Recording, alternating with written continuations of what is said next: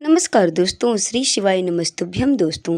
दोस्तों आप सब लोग जानते हैं कि आज 14 अगस्त 2025 गुरुवार का दिन है और आज हल छठ व्रत है, जिसे हल छठ व्रत भी कहते हैं और ललरी छठ भी कहते हैं। इस व्रत को रखती हैं, अर्थात दोस्तों अपने पुत्र की लंबी दीर्घायु के लिए इस व्रत को कामनाएं करते हुए हलखष्ठी व्रत को रखती हैं। दोस्तों ये व्रत बहुत ही कठिन व्रत है और जो कि इस व्रत में बहुत नियमों का पालन करना होता है और नियम के अनुसार इस व्रत को करना पड़ता है।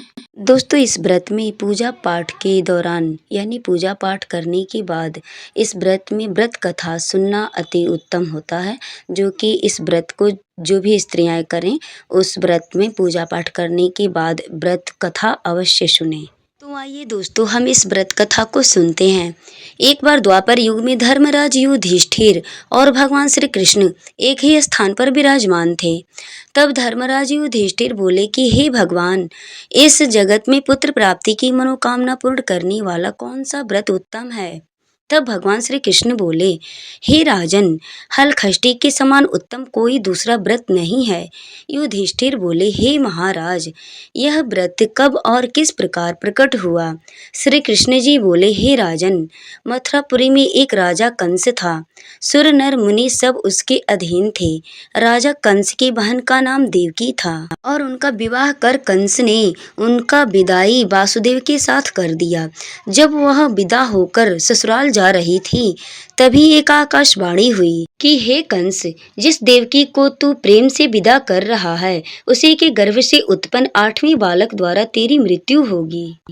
यह सुनकर कंस ने क्रोध में भरकर देवकी और वासुदेव को बंदी बना लिया और जेल खाने में डाल दिया। समय बीतने के साथ देवकी के पुत्र पैदा हुए। कंस एक एक करके सभी को मारता जाता। इस प्रकार जब देवकी के 6 पुत्र मारे गए तो एक दिन देवलोक से महामुनि नारद देवकी से मिलने जेल खाने पहुंचे और उसे दुखी देखकर कारण पूछा। देवकी ने रोते हुए सारा हाल बताया। तब नारद जी ने कहा कि हे बेटी, दुखी मत हो, तुम श्रद्धा और भक्ति पूर्वक हलखष्ठी माता का व्रत करो, जिससे तुम्हारे सारे दुख दूर हो जाएंगे।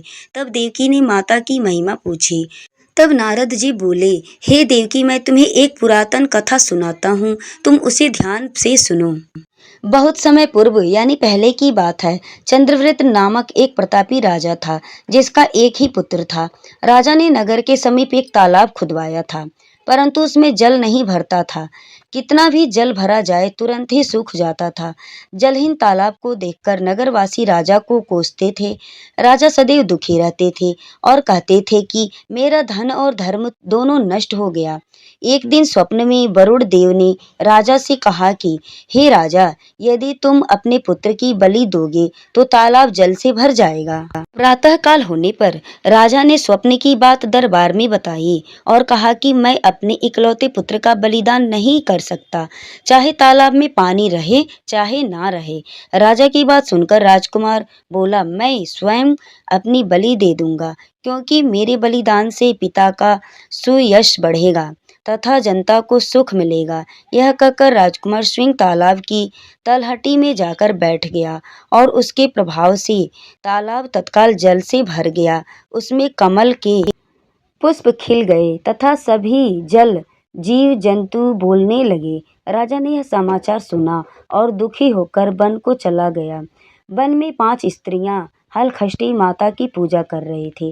राजा द्वारा व्रत विधि पूछने पर स्त्रियों ने माता की महिमा का वर्णन कर दिया, जिसको सुनकर राजा वापस लौट आए और रानी से कहा कि तुम भी हलखष्ठी माता का व्रत तथा पूजन करो।